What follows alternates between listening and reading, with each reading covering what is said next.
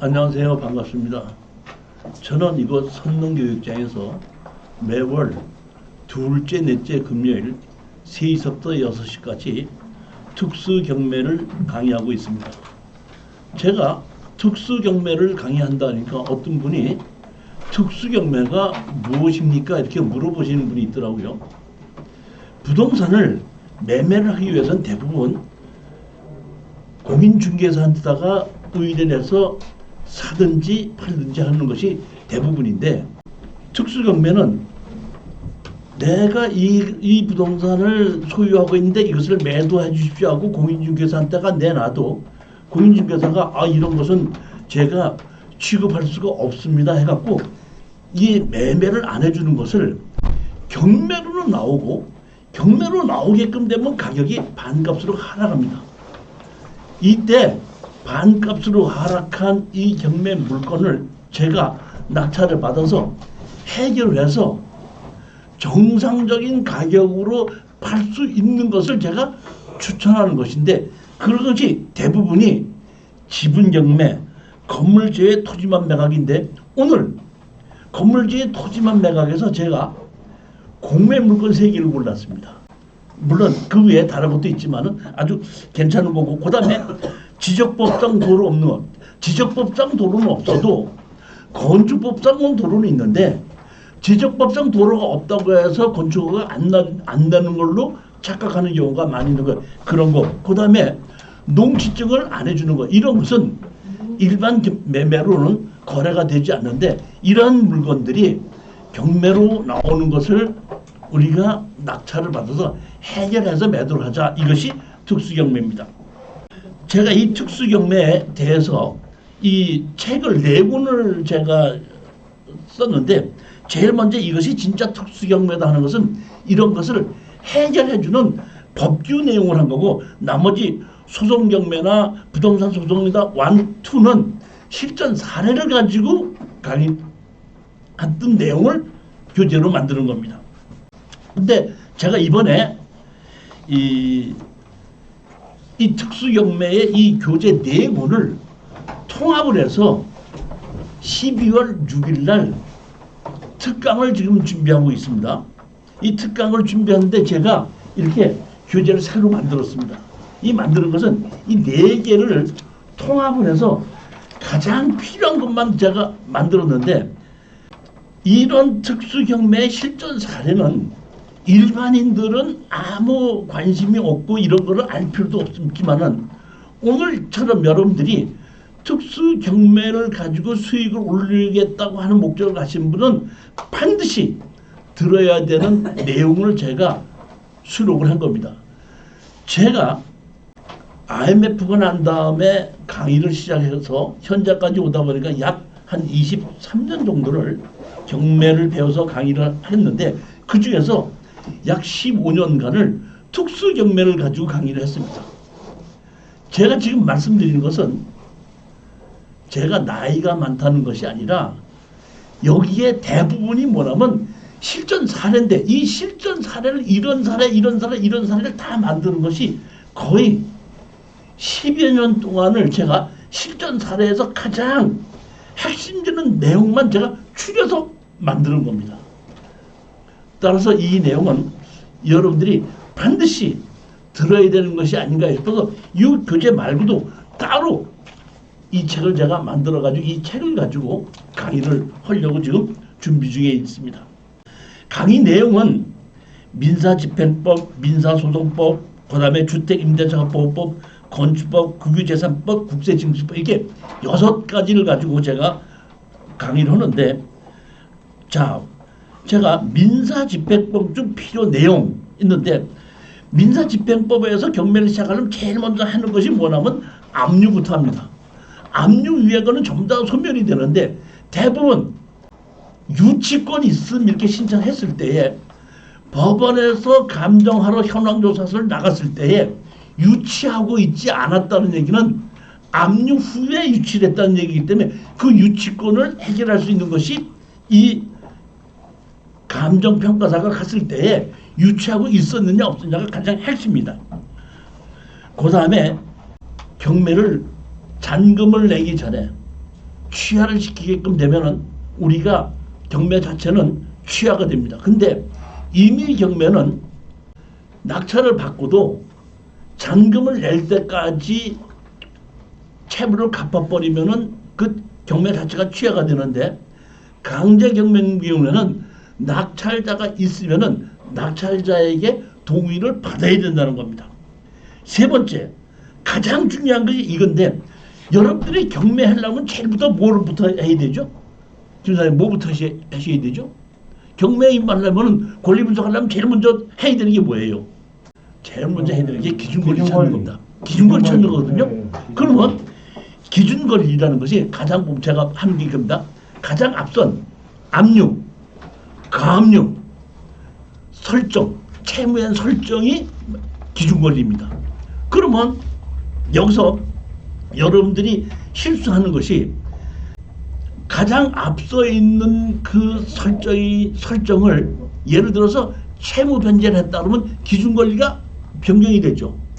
그렇지 않습니까? 네, 네. 그러면 지금 제가 가압류도 기준권리라고 그랬죠. 네.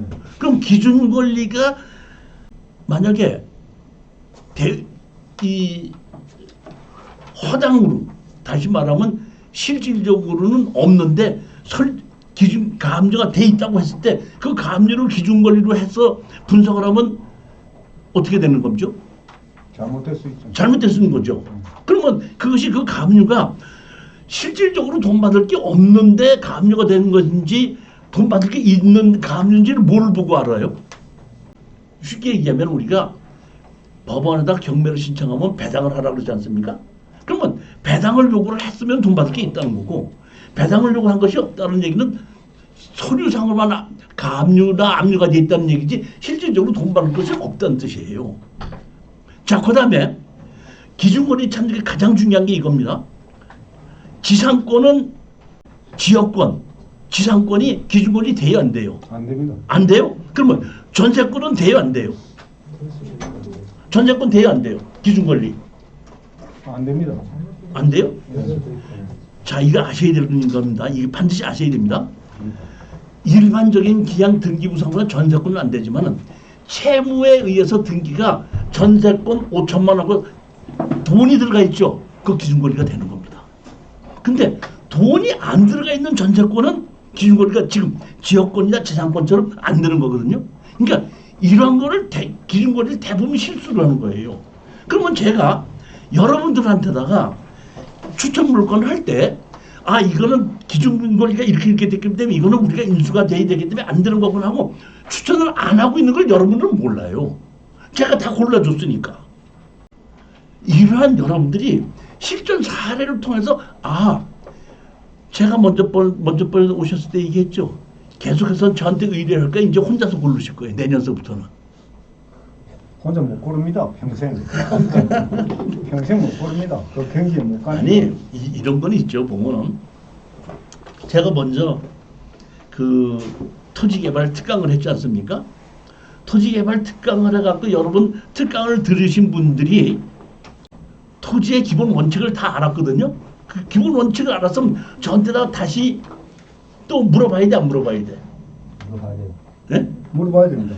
아, 그게 이유가 이런 거예요. 보면은 제가 그 특강을 한다든지 이게 특수경매 특강을 한다는 얘기는 그걸 가지고 다 알으라는 얘기가 아니라 뭘 알아야지 물어볼 거 아닙니까? 너무 모르니까 뭘 물어봐야 되는지도 몰라요.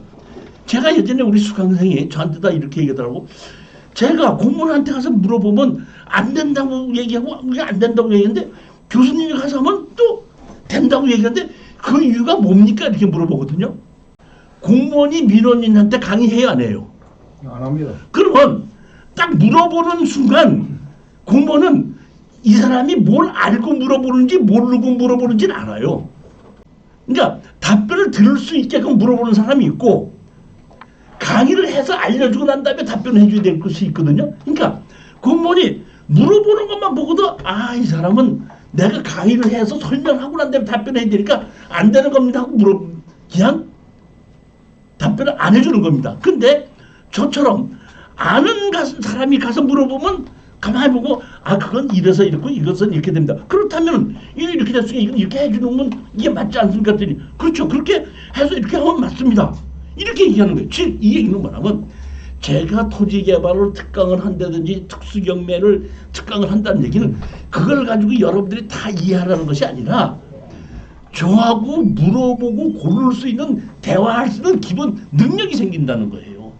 즉 이 얘기는 뭐냐면 지금 김 사장님께서 저한테 골라달라고 그런다고 그랬죠. 그럼 내가 고르는 것만 해야 돼? 본인이 골라갖고 저한테 물어봐야 돼요. 둘 다 해도 됩니다. 즉 이 얘기는 뭐냐 이런 특강을 들어야지 물어볼 수 있는 실력이 생긴다는 거예요. 다 안다는 얘기가 아니라 원칙을 알아야 된다는 얘기거든요. 어디에 무슨 법규가 있다 이런 건 알아야 된다 이런 뜻입니다. 자 또 보다 보면 민사소송법 중 이렇게 있는데 제가 이 민사소송법 중에 보면 법정지상권 우리가 보면 관습에 의한 법정지상권 이렇게 하는데 지상권이 있을 수도 있고 없을 수도 있습니다. 지상권이 없다는 얘기는 건물을 철거는 못하지만은 예를 들어서 지료는 청구할 수 있는 거죠. 그러면 제가 가서 봤더니 건물은 매각 제외로 토지만 나왔는데 건물이 상당히 좋거든요. 그러니까 그 건물을 내 걸로 만들려고 해야 되기 때문에 법정지상권이 있든지 없든지 상관없이 땅을 낙찰을 받아서 건물을 나에게 싸게 내게 갖고 오게 하는 방법이 중요한 것이지 법정지상권이 있느냐 하면서 건물을 철거할 수 있느냐 없느냐가 중요한 게 아니라는 얘기예요. 철거하는 게 좋아 안 하는 게 좋아? 좋은 건물만 안 하고 가져와야죠. 돈을 버는 게 좋다 이런 얘기야. 그러니까 대부분의 권리 분석에서 일반적으로 보면 법정지상권이 있느냐 철거권이 있느냐 없느냐를 갖고 따지는데 핵심은 이걸 가지고 법정지상권이 있느냐 없느냐를 따지는 것이 아니라 이걸 가지고 돈을 벌 수 있느냐 없느냐 그것만 따지면 되는 거예요. 그러니까 그런 거를 실전 사례를 갖고 설명해 준다는 거예요. 법정지상권이 없어도 건물 주인이 땅 주인한테 차지권 내 건물을 네가 내 건물을 사라 감정가에 사라 이런 경우도 있습니다. 그럼 감정가에서 샀을 때에 나한테다가 내가 유리할 수도 있고 불리할 수도 있거든요. 그럴 때 이거는 얼마쯤에 샀을 때는 유리하고 얼마에 샀을 때는 불리한지 알아서 제가 아 이거는 차지권이 있기 때문에 어느 정도 가격 이하로 떨어지기 전에는 이거는 입찰에 들어가면 안 된다는 걸 권리 분석을 해가지고 제가 여러분들한테다가 추천하는데 아 이건 아직까지 떨어지지 않았으니까 추천하면 안 되겠다는 걸 제가 여러분들한테 설명할 수 있어 없어요? 못해요. 그거는 아예 제가 갖고 오질 않으니까 제가 혼자서만 아 이거는 이런 이유가 있으니까 폐기되겠다 이런 거거든요. 민사소송법에서 지분으로 할 때 뭐가 있죠? 공유물 분할권 그 다음에 유치권 있고 가장 중요한 게 뭐야? 제척기간에 아까 압류나 감류가 돼 있는데 제척기간이 지났어요. 그러면 기준권이 돼야 안 돼요? 안 됩니다. 그러니까 이런 것 자체를 실수하는 경우가 많다는 겁니다. 여러분들은 제가 골라주는 물건이기 때문에 이런 걸 다 피하고 난 것만 돈이 되는 걸 갖고 고르니까 여러분들은 그냥 편안한 데서 가지만은 여러분들이 이런 걸 모르고 했을 때는 기준권리 자체를 잘못 알게끔 되면 인수와 소멸을 잘못 인식할 수도 있다 이런 뜻입니다. 이런 거를 제가 자세하게 설명을 드리기 때문에 이번에 여러분들이 다른 건 몰라도 참 이상하게 생각하는 게 이거예요. 우리 김 사장님 법원에 가서 몇백만 원 질르는 거는 순식간에 질러요. 근데 이런 특강을 들어야 된다고 5만 원만 내놓으라면 그렇게 아까워해. 참 미안해. 어느 순간에 다른 가보구나. 그러니까 뭔지를 모르는 거야. 그러니까 이런 거를 전체적으로 다 파악을 했을 때 아 내가 입찰 가격을 얼마를 적어야 되겠다는 것이 이런 기본 원칙에서 오는 거거든요. 참 그런데 희한하게 5만 원 받는다 그래도 그냥 아 그건 뭐 그러고 나서 자기가 질러가면 아 이거 질르지 마세요 그래도 예 알았어요 하고 1,000만 원 또 질러요. 제가 너무 나갔어요? 아니요.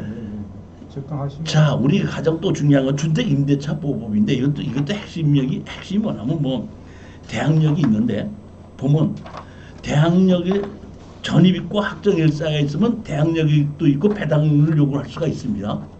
그러면 우리가 특수경매에서 땅만 낙찰을 받죠. 땅만 낙찰 받으면 건물은 매각지회죠. 네. 건물 매각지회인데 거기에 있는 전세권자가 배당 요구했어요. 네. 그러면 나는 땅만 낙찰 받았죠. 그 사람이 배당 요구하면 배당 줘요, 안 줘요?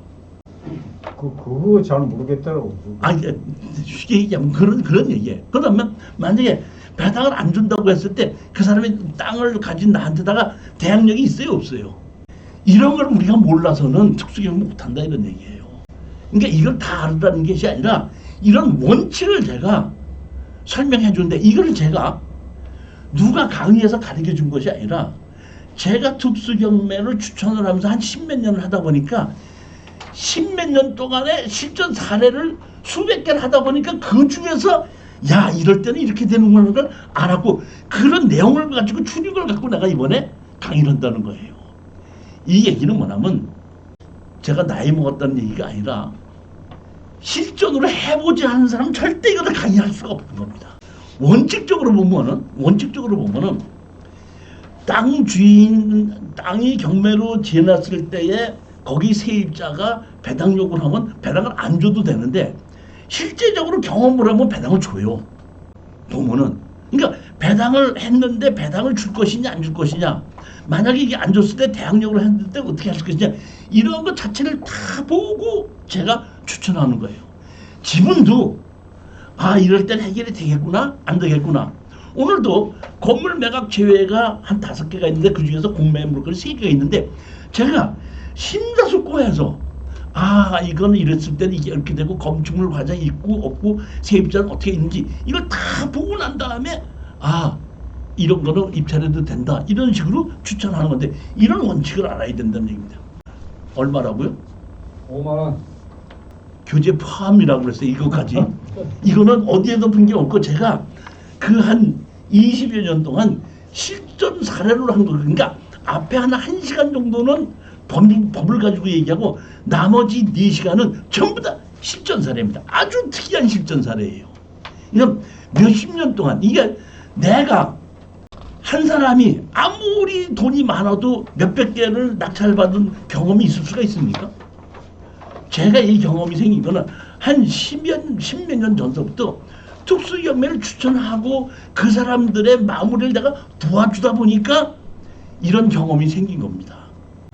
내가 십몇 년 했던 경험을 여러분들은 5만 원을 내고 5시간에 그 중에 핵심만 들을 수 있는 기회가 온 겁니다.